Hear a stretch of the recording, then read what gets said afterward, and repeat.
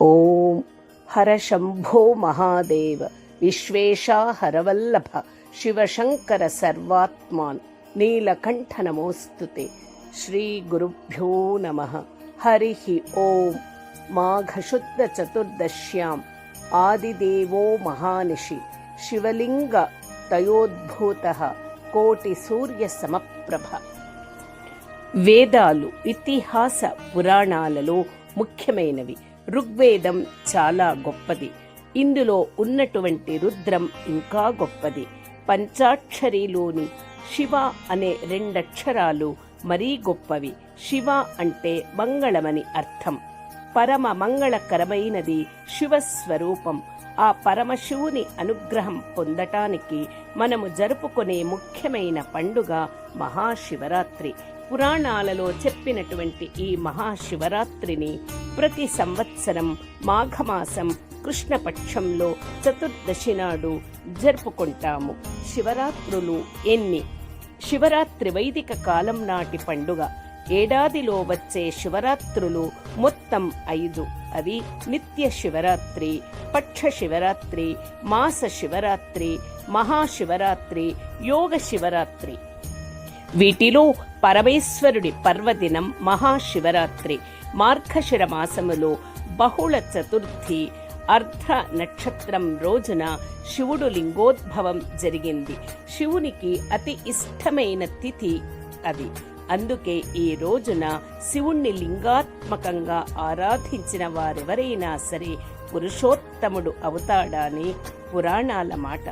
ఈ రోజున శివ ప్రతిష్ఠ చేసిన లేక శివ కళ్యాణం చేసిన ఎంతో శ్రేష్టం. మహాశివరాత్రి రోజు తనను పూజిస్తే తన కుమారుడైన కుమారస్వామి కన్నా ఇష్టులవుతారని శివుడు చెప్పడాన్ని బట్టి ఈ విశిష్టత ఏంటో అర్థం చేసుకోవచ్చు.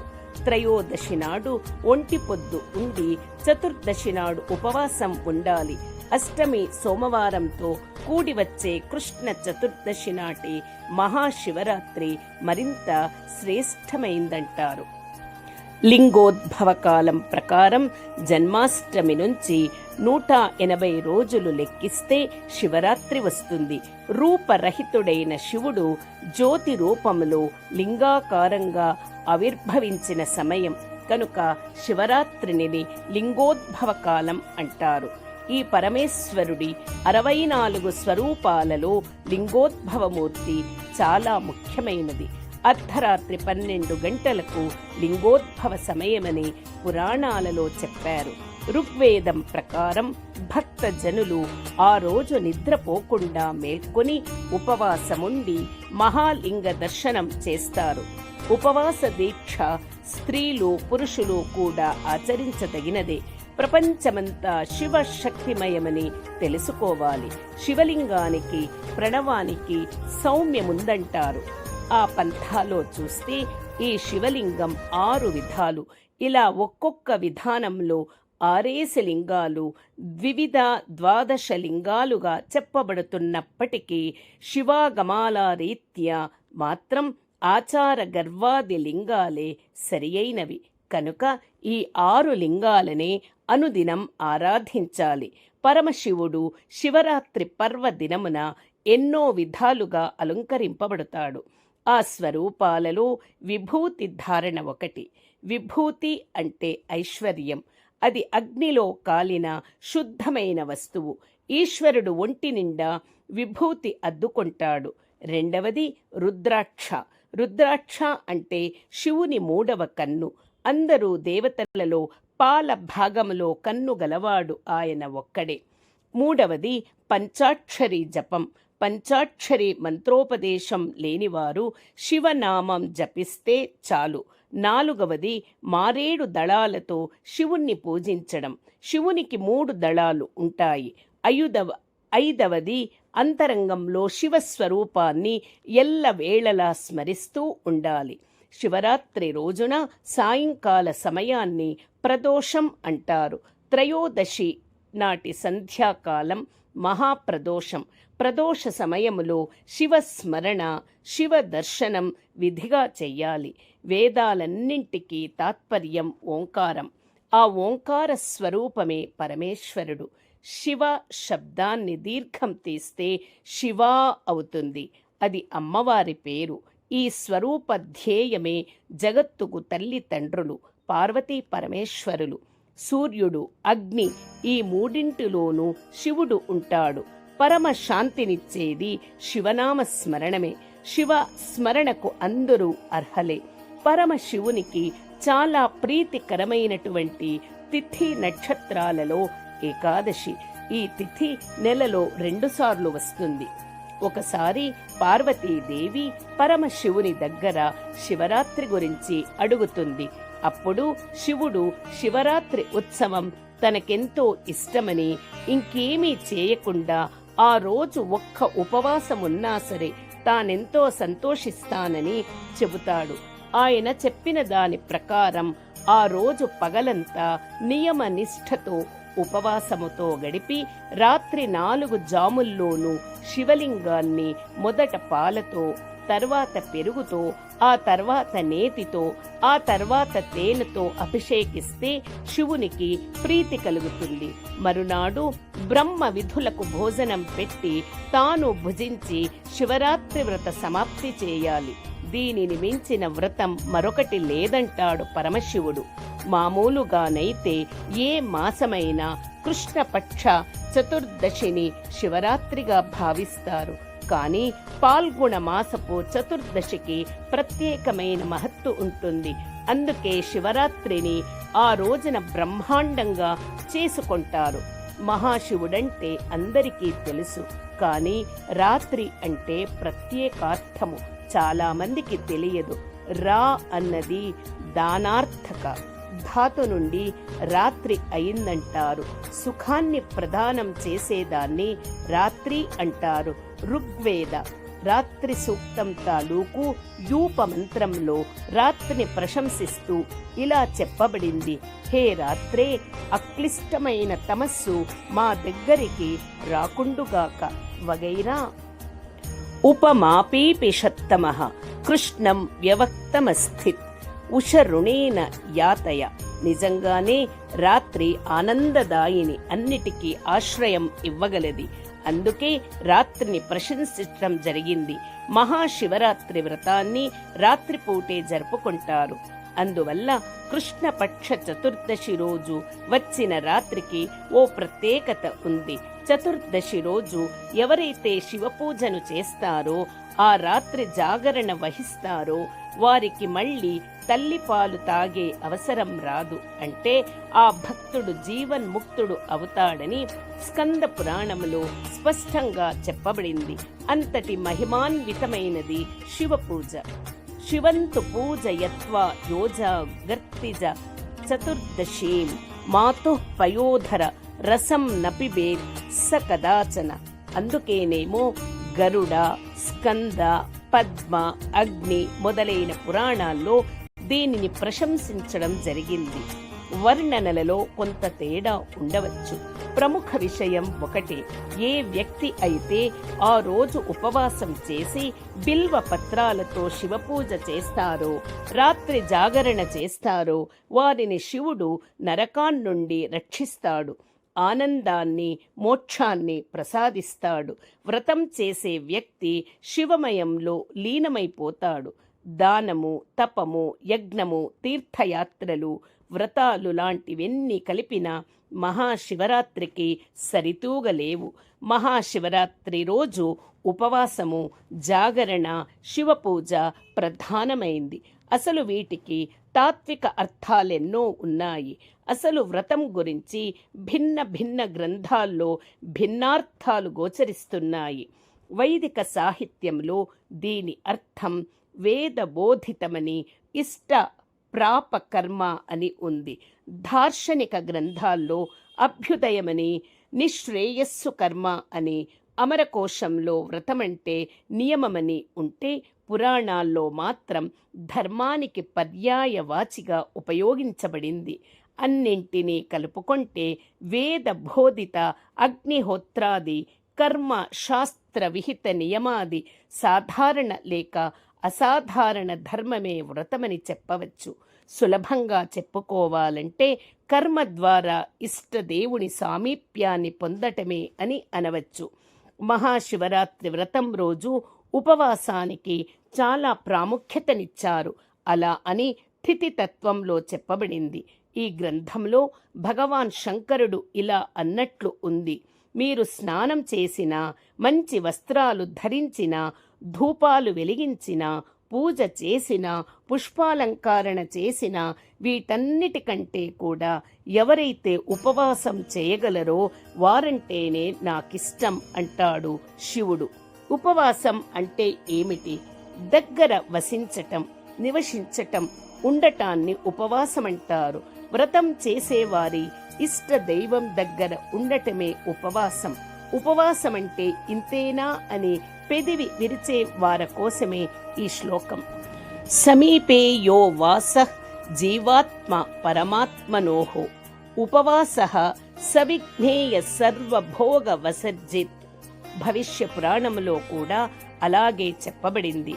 ఉపావృత్తస్య పాపేభ్యో యస్సు వాసో గుణైః సహ ఉపవాసస్స విఘ్నేయ సర్వభోగ వివర్జిత్. మహాశివరాత్రి వ్రతంలో జాగరణ అవసరము. వ్రతానికి యోగ్యమైన కాలము రాత్రి. ఎందుకంటే రాత్రిపూట భూత శక్తులు శివుడు తిరిగే సమయమన్నమాట. చతుర్దశి రాత్రి ఆయనను పూజించాలి. భగవాన్ శ్రీకృష్ణుడు గీతలో ఇలా స్పష్టంగా చెప్పాడు: సమస్త ప్రాణుల నిగ్రహ పురుషుడు రాత్రికాలంలో మేల్కొని తిరుగుతుంటాడు. అతనిలోని ప్రాణులన్నీ జాగృతంగా ఉంటాయి. అంటే భోగ సంగ్రహంలో మునిగి ఉంటారు. తత్వాన్ని అర్థం చేసుకోగల మునులు దృష్టిలో రాత్రి అది. యా నిశా సర్వభూతానాం తస్యాం జాగర్తి సంయమి యస్యాం జాగృతి భూతాని సా నిశా పశ్యతో మునే. విషయాసక్తుడు నిద్రలో ఉంటే అందులో నిగ్రహస్థుడు ప్రబుద్ధంగా ఉన్నాడు. అందువల్ల శివరాత్రి రోజు జాగరణ ముఖ్యమన్నమాట. శివునితో ఏకీకరణమవటమే నిజమైన శివపూజ. ఇంద్రియాభిరుచుల్ని నిరోధించి పూజించటమే శివవ్రతం. శివరాత్రి ఎలా చేసుకోవాలంటే గరుడ పురాణంలో ఇలా ఉంది: త్రయోదశి రోజునే శివ సన్మానము గ్రహించి వ్రతులు కొన్ని ప్రతిబంధకాల్ని గమనించాలి. అంటే కొన్ని నియమాల్ని మనసులో నిర్ధారించుకొని పాటించాలి. మీ ప్రకటన ఇలా ఉండాలి: హే మహాదేవా, నేను చతుర్దశి రోజు జాగరణ చేస్తాను. నా భక్తి సామర్థ్యాన్ని బట్టి దాన తప హోమాన్ని చేయగలను. నేను ఆ రోజు నిరాహారిగా ఉంటాను. రెండవ రోజు మాత్రమే తింటాను. ఆనంద మోక్షాలను అనుగ్రహించు శివా. వ్రతం చేశాక గురువు దగ్గరికి వెళ్ళాలి. పంచామృతంతో పాటు పంచగవ్యాలును అంటే 5 విధములైన గో సంబంధిత వస్తువులు, ఆవు పేడ, ఆవు పంచకం, ఆవు పాలు, ఆవు పెరుగు, ఆవు నెయ్యి, శివలింగాన్ని అభిషేకం చేయించాలి. అభిషేకం చేస్తున్న సమయంలో ఓం నమఃశివాయ అనుకుంటూ జపించాలి. చందన లేపనంతో ప్రారంభించి అన్ని ఉపాచారాలతో పాటు శివపూజ చేయాలి. అగ్నిలో నువ్వులు, బియ్యము, నెయ్యితో కలిపిన అన్నము వేయాలి. ఈ హోమం తర్వాత పూర్ణాహుతి నిర్వహించాలి. అందమైన శివకథలు వినవచ్చు. వ్రతలు మరొకసారి రథరాత్రి 3వ 4వ జాములో ఆహుతలను సమర్పించాలి. సూర్యోదయం అయ్యేంత వరకు మౌన పాఠం చేయదలిచిన వారు ఓం నమఃశివాయ అంటూ భగవాన్ శివుని స్మరిస్తూ ఉండాలి.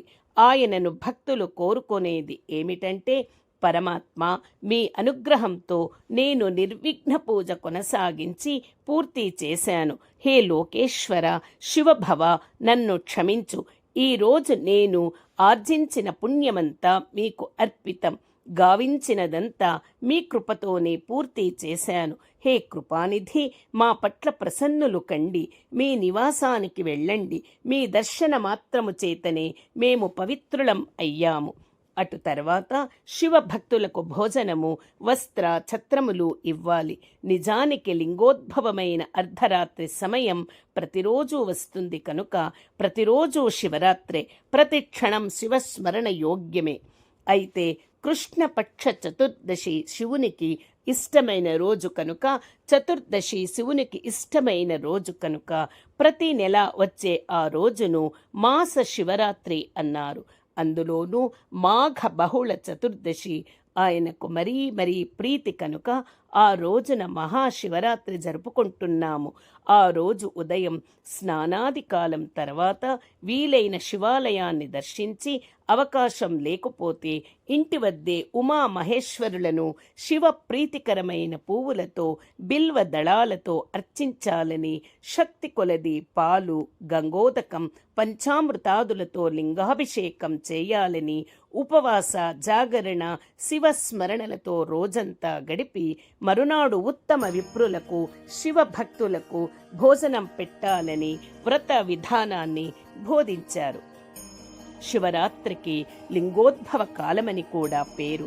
ఆ రోజు అర్ధరాత్రి జ్యోతిర్మయమైన ఒక మహాలింగంగా శివుడు ఆవిర్భవించాడు.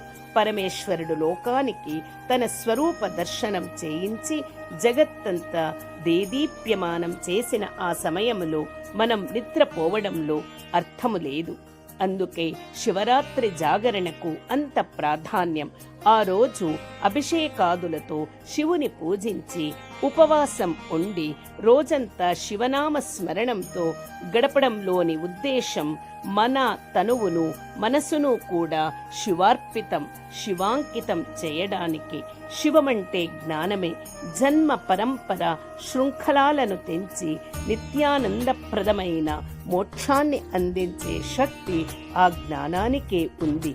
శివరాత్రి నాడు 14 లోకాలలోని పుణ్యతీర్థాలు బిల్వ మూలములో ఉంటాయని, శివరాత్రి నాడు ఉపవసించి ఒక్క బిల్వమైన శివార్పణ చేసి తరించమని శాస్త్రం చెబుతుంది. కనీసం జన్మకొక్క శివరాత్రి అయినా చేయమని పెద్దలు చెబుతుంటారు. సమస్త ప్రాణికోటిలో సూక్ష్మ జ్యోతి రూపములో ఉండే శివుడు భూమిపై పార్థివలింగంగా అర్చించబడుతుంటాడు. శివరాత్రి నాడు ఫలం ఒక తోటకూర కట్ట అయినా సరే శివార్పణం అని దానము చేయడము ముక్తిదాయకం. కలిగిన వారు వారి వారి శక్తి అనుసారం బంగారం, వెండి కుందులలో ఆవునేతి దీపం వెలిగించి ఓ పండితునికి సమర్పిస్తే అజ్ఞానంధకారం నశిస్తుందని పెద్దల వాక్కు. శివరాత్రి నాడు ఉపవసించి త్రికరణ శుద్ధిగా శివుని ఆరాధిస్తే 1 సంవత్సర కాలం నిత్యం శివార్చన చేసిన వ్రతం ఫలం కలుగుతుందని సాక్షాత్తు శంకరుడు బ్రహ్మదేవునికి చెప్పినట్లు పెద్దల వాక్కు. ప్రదక్షిణ విధులు. శివాలయములో ప్రవేశించిన తర్వాత నందికి ఏ ప్రక్క నుంచి లోపలకు వెళతారో ఆ ప్రక్క నుంచి మాత్రమే వెనక్కి రావాలి. శివలింగం నందీశ్వరుల మధ్య నుంచి రాకూడదు. ఇలా వచ్చిన పుణ్యము రాదు. సరికదా పూర్వజన్మలోని పుణ్యము కూడా పోతుంది. బిల్వదళం ప్రాముఖ్యత. బిల్వం లేదా మారేడు దళం అంటే శివునికి మహా ఇష్టం. బిల్వదళం 3 ఆకుల్ని కలిగి ఉంటుంది. ఇందులో కుడి ఎడమలు విష్ణు బ్రహ్మలైతే మధ్యలో ఉండేది శివుడు. మారేడుకే శివప్రియ అనే మరో పేరు ఉంది. బిల్వదళం పొరపాటున కాలికి తగిలితే ఆయుష్ క్షీణిస్తుందంటారు. ఇది శివుని ఆజ్ఞ. బిల్వం ఇంటి ఆవరణంలోని ఈశాన్యములో ఉంటే ఐశ్వర్యం, తూర్పున ఉంటే సౌఖ్యం, పశ్చిమాన ఉంటే సంతానాభివృద్ధి, దక్షిణాన ఆపదల నివారణ. వసంతం, గ్రీష్మంలో బిల్వంతో శివుణ్ణి పూజిస్తే అనంతకోటి గోదాన ఫలితం కలుగుతుంది. ఓం నమః శివాయ. ఓం నమః శివాయ. ఓం నమః శివాయ. హరి ఓం తత్.